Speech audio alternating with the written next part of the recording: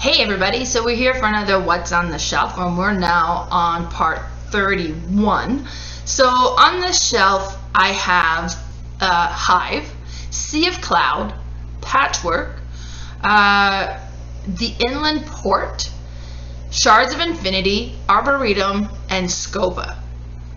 So the first one is Hive. Hive is a two-player game, and it's a puzzle game. It's kind of like chess-like. Each side, so you'll have one side that plays the black pieces, one side that plays the white pieces, and each one of those pieces, and they're very satisfying, clunky, kind of, I don't think it's plastic, I'm not sure what it's made of, but it has like a hefty to it, so it's really neat pieces. But each piece has a different insect on it, and each insect piece moves differently.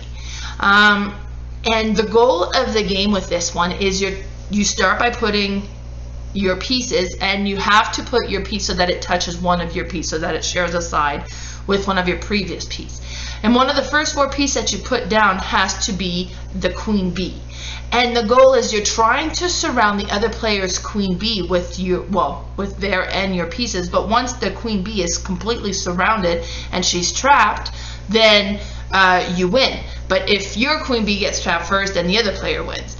It's a very neat game to play. It's definitely one's like when people say which game would you suggest to playing outdoors, this one always comes to mind because the pieces aren't gonna fly away. They're not gonna get wrecked if they get wet. You know, so it's a neat one for that, and definitely a fun two-player puzzle game. The next one I have is Sea of Clouds. So Sea of Clouds is a pirate-themed game, but you have flying ships, I guess. And what's neat with that one is you're kind of doing set collecting. You're also arranging your cards so that when the battle comes, because every so many turns there's a battle that you battle the people next to you, and you're trying to have the strongest fighting point so that you'll get the score for that. And then you're collecting cards as well, as I mentioned, so creating set collections. So you're collecting rum, you're collecting different things, so the more you have of one thing, the more points it's going to be worth as well. And what's neat with this is you go through the cards, and then, so there's 3 sets, and then you look at what's in that one. If you don't want it, you put it back and a new card gets added to it, then you go to the next one. And if you choose not to get that set, a new card gets added to that. So you kind of like you're making that particular bundle better for the next person to come along. So like if there was only 2 cards, now there's 3 cards, and it's much more attractive. And once you reach the maximum of card, then gold gets added to it, kind of making that bundle that much more attractive again. This is a neat one. I haven't played it in a while. Definitely got to get it played again. I had bought it on a whim just quite a few years ago to kind of try it out, and then I played it with my brother and then with my sister, and I know me and my sister kind of really liked it and got playing it quite a bit. But so that was Sea of Clouds, so it's a neat one. Then I have Patchwork. So Patchwork is another 2-player puzzle game, and this one's a Hugh Rosenberg game. What's neat with this one is you have all these odd shape pieces all around the middle board that are patches of fabric, and you're making a quilt. So you go around and collecting. So now the pieces will cost you time to fit them in, and it can cost you buttons to purchase as well. So and you can always, like, you have the marker that goes around those pieces, so you can buy the next 3 pieces after that marker. You know, maybe this one's like, well, this one would be great, and there's lots of buttons on that piece, which is good because when you pass the button thing on the time tracker, you get to collect those buttons that you have on your quilt at that time, and that's is your currency in this game. So you want to collect pieces that have buttons, but then is it too expensive to purchase, or is it the shape that you can fit? Because you're trying to build the quilt, and at the end of the game, once you've kind of gone through everything, and any holes that you have in your quilt are going to be worth negative points. There's a few 1-by-1 patches that you'll get as you go around the time board if you get there first, so you can kind of try to fill in some holes that way. It's a very neat one. It's a colorful one, and they've redone this one in a bunch of different theme as well. So there's a Christmas theme, there's a Halloween theme, but it's a cute, neat 2-player game for sure. I bought this one, geez, I think 3 times before I got my own copy, because I kept gifting it as a Christmas gift or birthday gift, and I hadn't had my own copy, so finally I have it on my shelf now. And there's a closer picture of what that quilt can look like. So you see each of the pieces has the cost of how many buttons it's going to cost you to get, and then the time. So if you buy the one that's 1 button 2 times, you would move your token up by 2, and it's whoever is in the back, like in the last position, that gets to go next. So if you buy one, patch, and then you kind of go up 2, but you're still further back than the other player, then you get to go again until you kind of catch up, and then the other player would go back and forth. So it's kind of having the smaller time frame is good, but that piece that's the 1 button 2 time, cheap, but no buttons on there, so when you pass the buttons, it's not actually going to add to your currency. It's a neat game. The next one I have is Le Havre, the Inland Port. Now, I've never played Le Havre, the full player game. This is a 2-play game version. My brother had lent this to me, and I think it's he had played it and he hadn't really enjoyed it, said it took too long, and I played it and I loved it, and it's such a cool game. So you have these little kind of house-shaped pieces that you're purchasing, and they go on your board, and each round that dial on your board moves away from those pieces, and depending on where those pieces land, how much they're worth. So closer to that the dial that they are, the less valuable they are, the less valuable the action will be. But then the further you get, the more you can do with it. So now all of a sudden it's not just you get to collect 1, you get to collect 3 of the resources or different things like that, depending on what it does. So the longer you wait, the more powerful your action's going to be. Now if you wait too long and it reaches the dial again, you're forced to sell it for half the value. So you want to try to make sure that you utilize it, because when you utilize it, it resets it and it brings it back to the dial.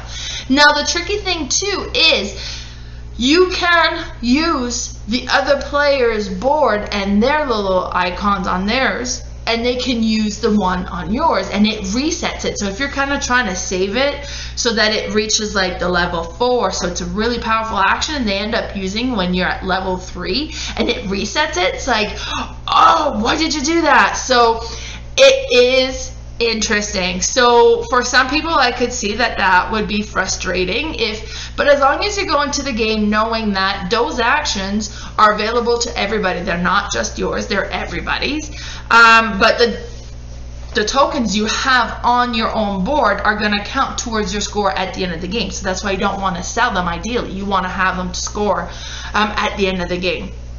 But it's neat. It's so neat. Plus, the resource track is super cool as well. So you got the 4 blocks or cubes that kind of keeps track of your resources.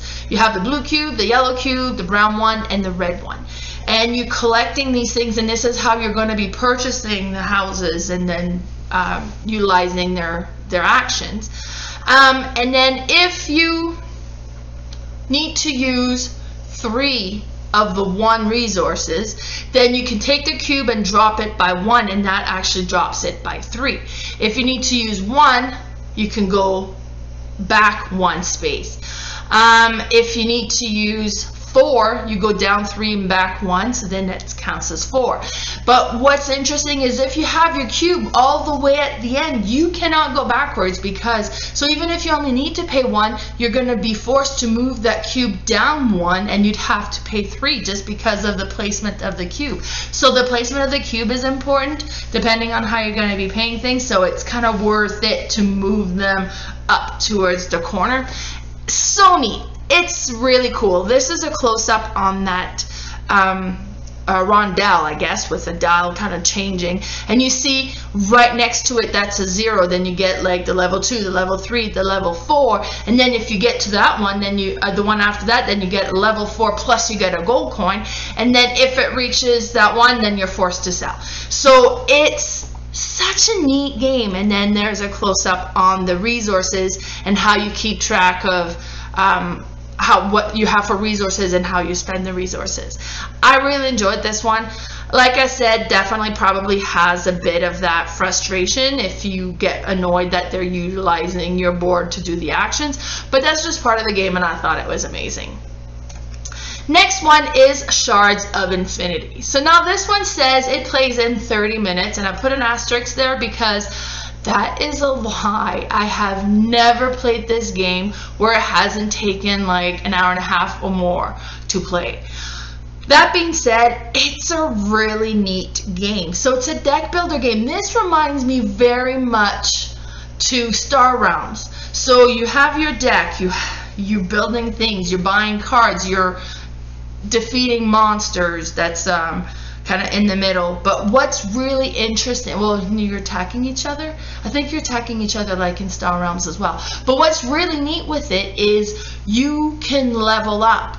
And when you level up, the cards you have purchased are becoming more powerful. So you don't have to buy more cards to make them more powerful. You just kind of buy more victory points, or I guess, I don't know, like you just buy more things so that it'll create you to level up. And then the higher the level you reach, the more powerful those previous cards you had become.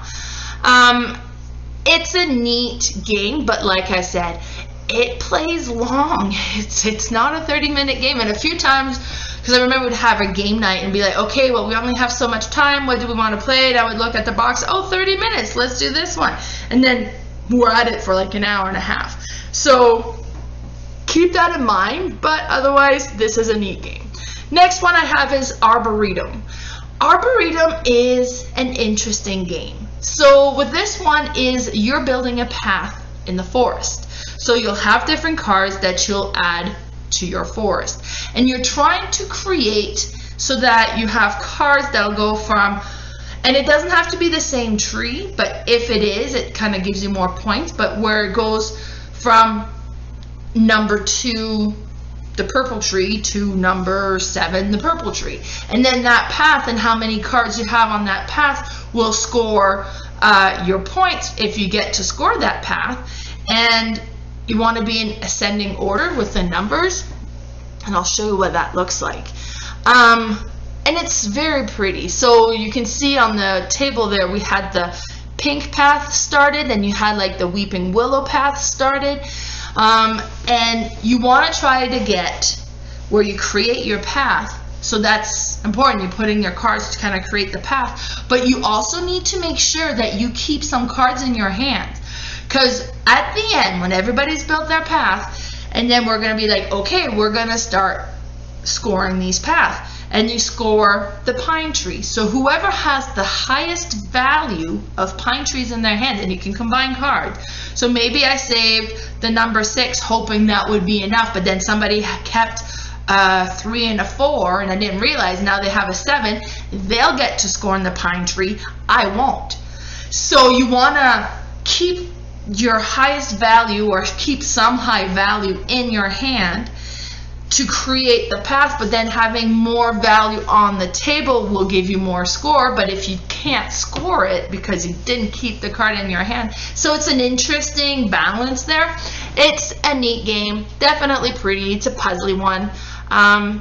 It's a fun one. And then this one, you can see it has like a shimmery card because it was like a deluxe edition one. So that's a fun one. Next I have is Scopa. So Scopa is an Italian card game. I think it's a trick-taking game. It's one that I've had for a while, but I've actually never played it yet. I've heard good things about it. The cards are very interesting to look at. Kind of has a bit of like an old-fashioned tarot card look to it. But as I mentioned, it's one that I haven't played yet. I do love card games quite a bit, so I don't want to get rid of it. I want to play it sometime. It's just one that seems very interesting to me. I just haven't got it to the table yet. So that was it for this portion. So if you want to follow me on Facebook, my Facebook page is Didsbury and Area is Playing All the Games. I'm also on Instagram as BoardGame_Mama.